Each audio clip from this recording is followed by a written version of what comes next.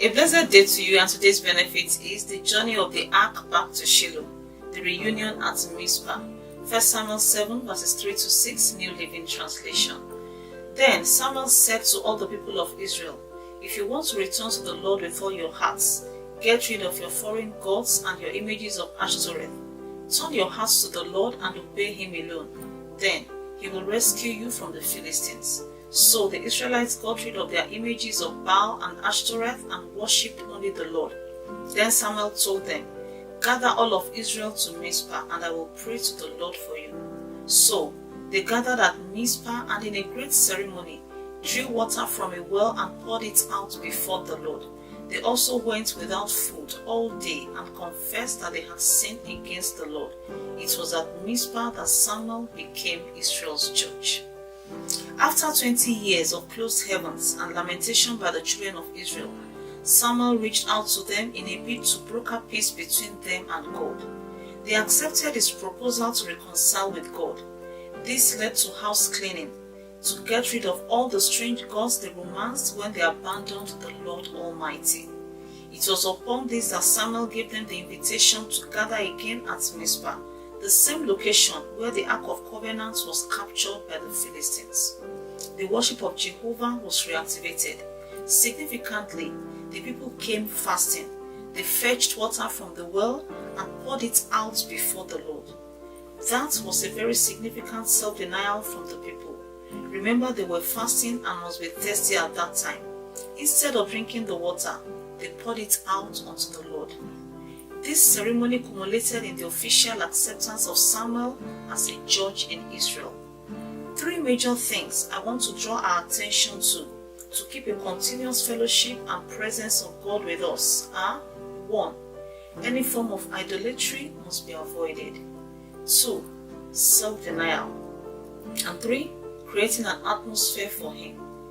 When Jesus summarized the whole law into two, he said in Mark 12:29-30 NLT, Jesus replied, "The most important commandment is this: Listen, O Israel, the Lord our God is the one and only Lord, and you must love the Lord your God with all your heart, all your soul, all your mind, and all your strength." Anytime there is a contest with the Lordship of God in any form, in your heart, your soul, mind, or with your strength, you are practically sending God's presence away. When we talk about idolatry, it is not the carving of a physical image like it's already come to our mind. Jesus' explanation shows us that we can have idols in our hearts, our souls, minds, and through our strength. If you want to retain God's presence, you will not share his throne in your heart with anything, either man or object. Jesus also spoke about self-denial. Luke 9 verse 23, the New King James Version. Then he said to them all, "If anyone desires to come after me, let him deny himself and take up his cross daily and follow me." This is about submitting your life pursuits and daily affairs to the Lord. You need to be flexible about your plans to give room for divine interruption anytime he wants to. The truth is, it is not everything we want to know the mind of God about that we will get a direct answer from him immediately.